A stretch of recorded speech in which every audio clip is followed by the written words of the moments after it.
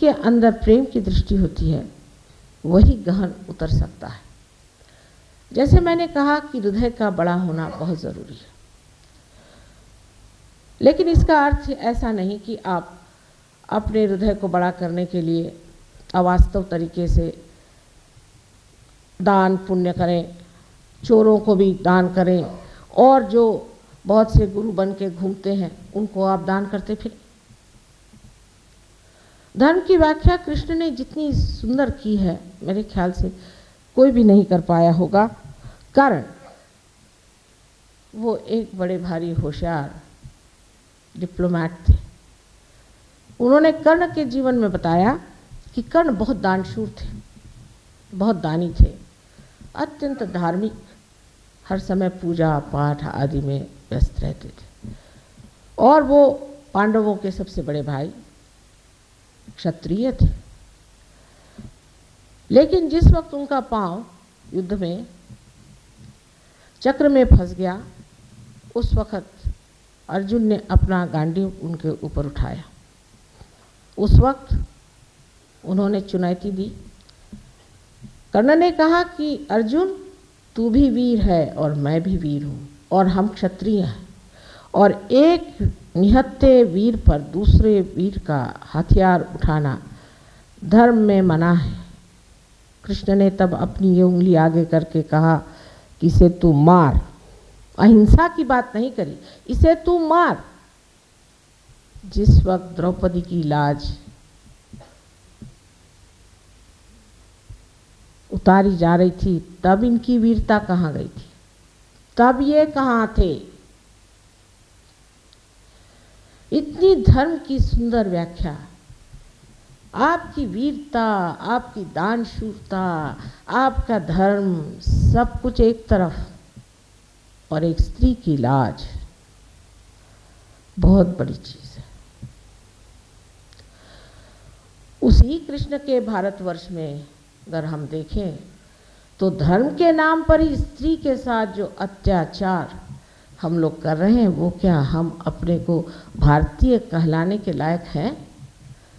भारतीय संस्कृति की हम डींगे पीटते रहते हैं, लेकिन क्या हम वाकई में इस योग्य हैं? जब बाहर जाकर के लोग बताते हैं कि बहुओं को जला दिया, घर में आई हुई लक्ष्मी को मार डाला, तो दूसरे लोग पूछते हैं कि आपके देश में बहुत बड़ी योग भूमि है, बहुत कुछ शास्त्र हुआ, बहुत कुछ लोग धार्मिकता की बात करते हैं, बड़े ही वहाँ पर बड़े बड़े व्याख्यान लोग देते हैं, तो ऐसे देश में ऐसी दुर्धर बातें, ऐसी भीषण हत्याएं कैसे हो सकती हैं?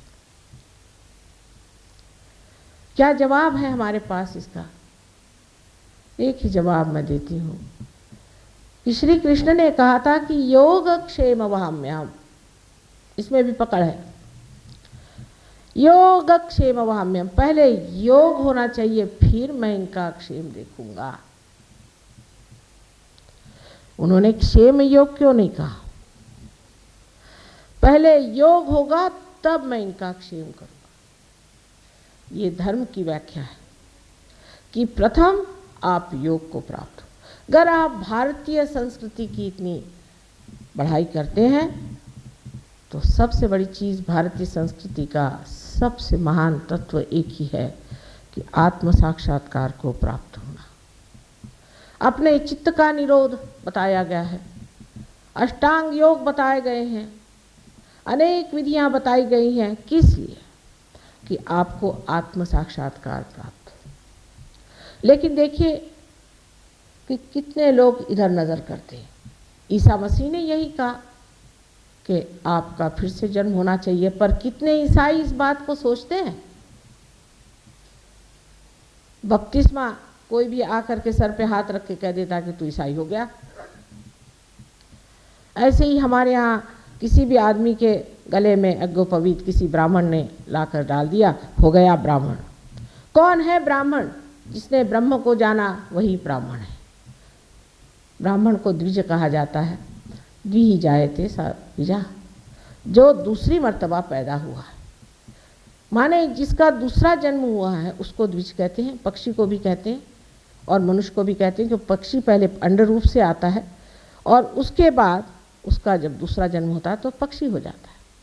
जब तक मनुष्य का दूसरा जन्म नहीं होता, माने उसका आत्म साक्षात्कार नहीं होता है, तब तक वो ब्रह्म तत्व को नहीं जान सकता। और जब तक उसने ब्रह्म तत्व को नहीं जाना, उसको अपने को ब्राह्मण कहने का कोई भी अधिकार नहीं। इसके शास्त्रों में अनेक आधार है। गीता पर बहुत लोग कहते हैं, मैंने तो कभी गीता पढ़ी भी नहीं। गीता में लोग कहते हैं कि जो जन्म से जिस जाति में पैदा हुआ वही उसकी जात है, हो ही नहीं सकता। कारण जिसने गीता लिखी वो व्यास किसके बेटे थे? एक ढीमरनी के, वो भी जिनका पता नहीं था बाप का। जिन्होंने वाल्मीकि रामायण लिखी वो कौन थे? एक फिर वही ढीमर, मछली पकड़ने वाले, वो भी डाकू। उनसे रामायण लिखवाई परमात्मा ने।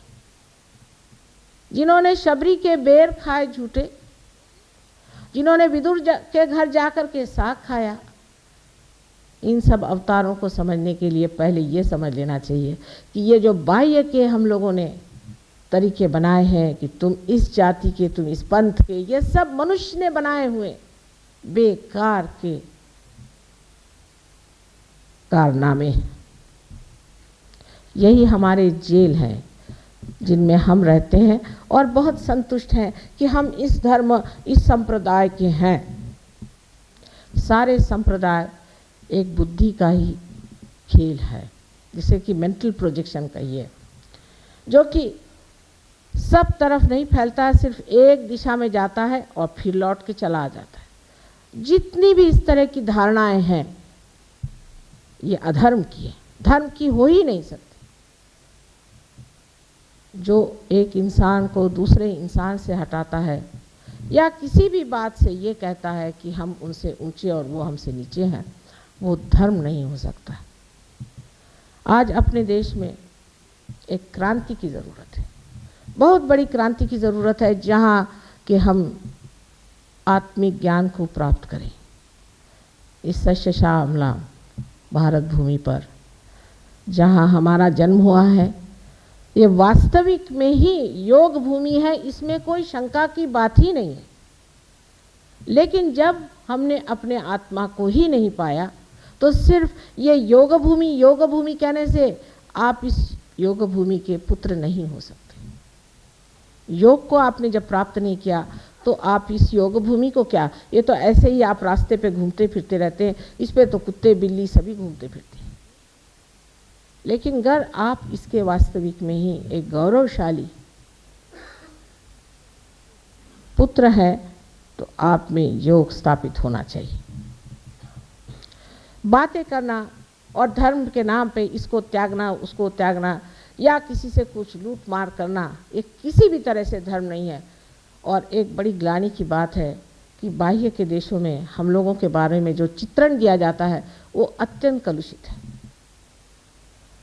बाहर के लोगों के बारे में मुझे कोई भी आस्था नहीं, ना ही मैं कुछ सोचती हूँ कि ये लोग किसी काम के हैं। परमात्मा के साम्राज्य में जाने के लिए काफ़ी लोग बेकार हैं, इसमें कोई शक नहीं। दो चार कहीं कहीं मिल जाते हैं तो लगता है चलो भाई मिल गए, लेकिन जब वो मिलते हैं तो वो आप लोगों से कहाँ पहुंच जाते हैं। उसका उदाहरण आपने एक डॉक्टर वॉरेन को देखा और ऐसे अभी हज़ारों हैं, हज़ारों में है। वजह यह है कि इनमें शुद्ध बुद्धि आ गई है। बुद्धि की टकरे लेते लेते इनमें शुद्ध बुद्धि आ गई है और ये अब समझते हैं कि इस शुद्ध बुद्धि से ये देखा जा रहा है कि सत्य क्या है और सत्य को पकड़ना है और असत्य जो है उसे छोड़ना ही होगा।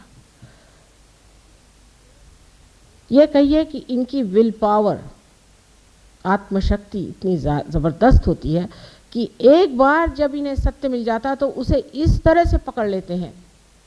आप लोग गणेश जी के बारे में मैं कहती हूँ कुछ भी नहीं जानते, जो ये लोग जानते हैं। हालांकि मैंने उन्हें बताया है, ये दूसरी बात, पर तो भी वो जानने के लिए भी तो लोग चाहिए।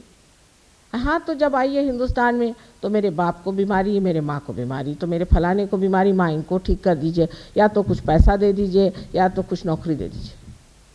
इसी से कोई सतह से ऊपर उठा तो वो धर्म मार्तंड बन के मुझसे वाद विवाद करने के लिए खड़े हो जाते हैं।